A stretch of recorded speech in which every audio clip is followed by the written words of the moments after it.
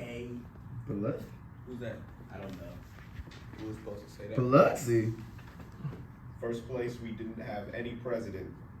Gatsby's foot bare a short, restless tattoo, and Tom eyed him suddenly. By the way, Mr. Gatsby, I understand you're an Oxford man. Not exactly. Oh yes, I understand you went to Oxford. Yes, I went there. A pause. Then Tom's voice, incredulous, and insulting. You must have gone there about the time Biloxi went to New Haven. Another pause. A waiter knocked and came in with clutchment and ice, but the silence was unbroken by his thank you and the soft closing of the door. This tremendous detail was to be cleared up at last. I told you I went there. Said Gatsby. I heard you, but I'd like to know when. It was 1919. I only stayed 5 months. That's why I can't really call myself an Oxford man. Tom glanced around to see if we mirrored his unbelief. But we were all looking at Gatsby. It was an opportunity. Oh, wait, that's you. And how are you supposed to be looking, Tom? Yeah. How are you looking at us? Like, anybody hear this? This supposed Oxford man? I almost cussed, but you got your camera. It was an opportunity they gave to some of the officers after the armistice. He continued. We could go to any of the universities in England or France. I wanted to get up and slap him on the back. I had one of those no's of complete faith that I'd experienced before. Daisy rose, smiling faintly, and went to the table. Open the whiskey, Tom. She ordered. And I'll make you feel it. Then you won't seem so stupid to yourself. Look at the mint. Wait a minute. Snapped Tom. I want to ask Mr. Gatsby one more question. Go on. Gatsby said politely. What kind of a row are you trying to cause in my house anyhow? They were out in the open. At last, and Gatsby was content. He isn't causing a row. Daisy looked desperately from one to the other. You're causing a row. Please have a little self-control. Self-control? Repeated Tom incredulously. I suppose the latest thing is to sit back and let Mr. Nobody from nowhere make love to your wife. Well, if that's the idea, you can count me out. Nowadays, people begin by sneering at family life and family institutions, and next they'll throw everything overboard and have intermarriage between black and white. Lush with this impassioned gibberish, he saw himself standing alone on the last barrier of civilization. Roll right here. Murmured Jordan. I know I'm not very popular. I don't give big parties. I suppose you've got to make your house into a pigsty in order to have any friends in the modern world. Angry as I was, as we all were, I was tempted to laugh whenever he opened his mouth. The transition from the libertine to a prig was so complete. I've got something to tell you, old sport. You. Gatsby. But Daisy guessed at his intention. Please don't. She interrupted helplessly. Please, let's all go home. Why don't we all go home? Oh. See what I mean? That's a good idea. I got up. Come on, Tom. Nobody wants a drink. I want to know what Mr. Gatsby has to tell me. Your wife doesn't love you. Said Gatsby. She's never loved you.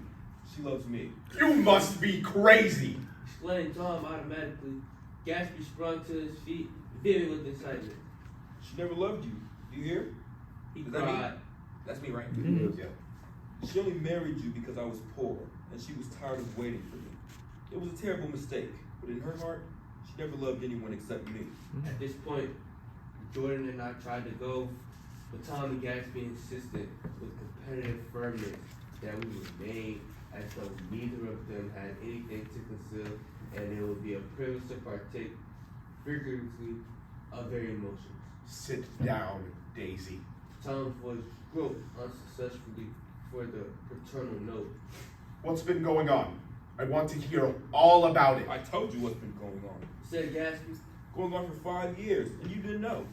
Tom turned to Daisy sharply. You've been seeing this fellow For 5 years? Not seeing. Said Gatsby. No, we couldn't meet, but both of us loved each other all that time, old sport. And you didn't know, I used to laugh sometimes. Is that me? Like, is that him or me? No. Narrator. But Narrator? there was no laughter in his eyes. To think that you didn't know. Oh, that's all. Oh, wait. Sorry. Oh, that's all. Tom tapped his thick fingers together like a clergyman and leaned back in his chair. You're He crazy! exploded. I can't speak about what happened 5. Oh, wait. Is that you? That's You. it. Oh, wait, That's no, you. that's me, right? Yes. Okay. I can't speak about what happened 5 years ago because I didn't know Daisy then. And I'll be damned if I see how you got within a mile of her unless you brought the groceries to the back door. But all the rest of that's a goddamn lie. Daisy loved me when she married me and she loves me now. No. Said Gatsby, shaking his head. She does though. The trouble is that sometimes she gets foolish ideas in her head and doesn't know what she's doing. He nodded sagely. And what's more, I love Daisy too. Once in a while, Keep going. Keep going. Once in a while, I go off on a spree and make a fool of myself, but I always come back. And in my heart, I love her all the time. You're revolting. said Daisy. You go. She turned to me and her voice dropping in a Octave. octave lower filled the room with thrilling scorn. Do you know why we left Chicago? I'm surprised that they didn't treat you to the story of that little spree. Gatsby walked over and stood beside her. David, that's all over now. He said earnestly, Doesn't matter anymore. Just tell him the truth, that you never loved him, and it's all wiped out forever. she looked at him blindly. What? How could I love him? Possibly. You never loved him. She hesitated. Her eyes fell on Jordan and me with the sort of appeal, as though she realized at last what she was doing, and as though she had never all along intended doing anything at all, but it was done now. It was too late. I never loved him. She said with perceptible reluctance. Not at Capiolani. No. Demanded Tom suddenly. Say it again, Daisy. No. She already said I, From the ballroom beneath, muffled and suffocating chords were drifting up on hot waves of air. Not that day I carried you down from the punch bowl to keep your shoes dry. There was a husky tenderness in his tone. Daisy? please don't. Her voice was cold, but the rancor was gone from it. She looked at Gatsby. There, Jay. She said, but her hand as she tried to light a cigarette was trembling. Suddenly, she threw the cigarette and the burning match on the carpet. Oh, you. Oh, is that me? No. Oh, sorry. Daisy. Oh, you want too much. She cried to Gatsby. I love you now. Isn't that enough? I can't help what's past. She began to sob helplessly. I did love him once, but I loved you too. Gatsby's eyes opened and closed. You love me too? He repeated, Even that's a lie. said Tom savagely. She didn't know you were alive. Why? There are things between Daisy and me that you'll never know. Things that neither of us can ever forget. The words seemed to bite physically into Gatsby. I want to speak to Daisy alone. He insisted. She's all excited now. Even alone, I can't. That's me. Oh, crap. No. Oklahoma's you. My bad. Even alone, I can't say I never loved Tom. She admitted in a beautiful voice. It wouldn't be true. Of course it wouldn't. Agreed, Tom. She turned to her husband. As if it mattered to you. She said, Of course it matters. I'm going to take better care of you from now on. But you don't understand. said Gatsby with a touch of panic. You're not going to take care of her anymore. I'm not. Tom opened his eyes wide and laughed. He could afford to control himself now. Why's that? Daisy's leaving you. Nonsense. I am, though. She said with a visible effort. She's not leaving me. Tom's words suddenly leaned down over Gatsby. Certainly not for a common swindler who'd have to steal the ring he put on her finger. I won't stand this. Cried Daisy. Oh, please, let's get out. Who are you, anyhow? Broke out Tom. You're one of that bunch that hangs around with Meyer Wolfsheim. That much I happen to know. I've made a little investigation into your affairs, and I'll carry it further tomorrow. You can suit yourself about Saturday, sport. Said Gatsby steadily. I found out where your drugstores were. He turned to us and spoke rapidly. He and this Wolfsheim bought up a lot of side street drugstores here and in Chicago and sold grain alcohol over the counter. That's just one of his few little stunts.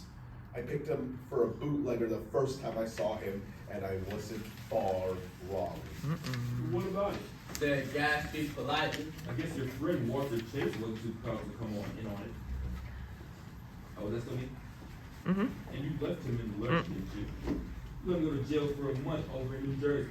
God, you ought to hear Walter on the subject with you. Pause. Sorry. Nope, that was Tom. Yeah, that wasn't me. Uh-huh. And you left him in the lurch, didn't you? You let him go to jail for over a month over in New Jersey.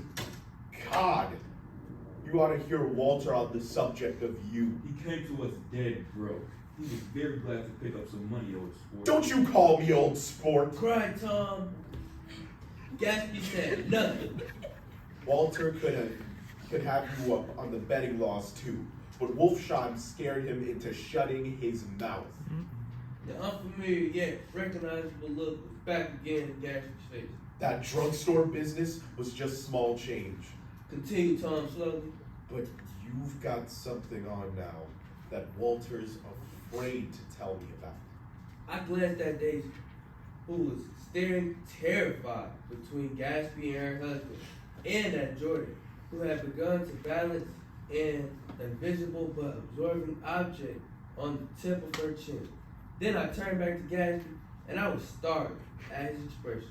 He looked, and this is said in all contempt for the babbled slander of his garden, as if he had killed a man. For a moment, the set of his face could be described in just that fantastic way. It passed, and he had begun to talk silently to Daisy, denying everything, defending his name against accusations that had not been made, but with every word she was drawing further and further into herself. So he gave that up, and only the dead dream fought on as the afternoon slipped away, trying to touch what was no longer tangible, struggling unhappily, undespairingly toward the lost voice across the room. The voice begged again to go. Please, Tom, I can't stand this anymore. Her frying eyes told that whatever intentions, whatever courage she had were definitely gone. You two start on home, Daisy, Said Tom. in Mr. Gatsby's car. She looked at Tom alarmed now, but he insisted with Magnanimous. magnanimous scorn. Go on. He won't annoy you. I think he realizes that his presumptuous little flirtation is over. They were gone without a word, snapped out, made accidental, isolated like ghosts, even from our pity. After a moment, Tom got up and began wrapping the unopened bottle of whiskey in the towel. Gatsby, you're gone. Huh? Want any of this stuff? Jordan? Nick? I didn't answer. Nick? He asked again. What? Want any? No. I just remembered that today is my birthday. I was 30 before me stretched the portentous mechanic Menacing. of a new decade. It was 7 o'clock when we got into the coupe with him and started for Long Island. Tom talked incessantly, exulting and laughing, but his voice wasn't remote from Jordan and me as the foreign clamor on the sidewalk or the tumult of the elevated overhead. Human sympathy has its limits, and we were content to let all their tragic arguments fade with the city lights behind. 30. The promise of a decade of loneliness, and a thinning list of single men to know, a thinning briefcase of enthusiasm, thinning hair. But there was Jordan beside me, who, unlike Daisy, was too wise ever to carry well-forgotten dreams from age to age.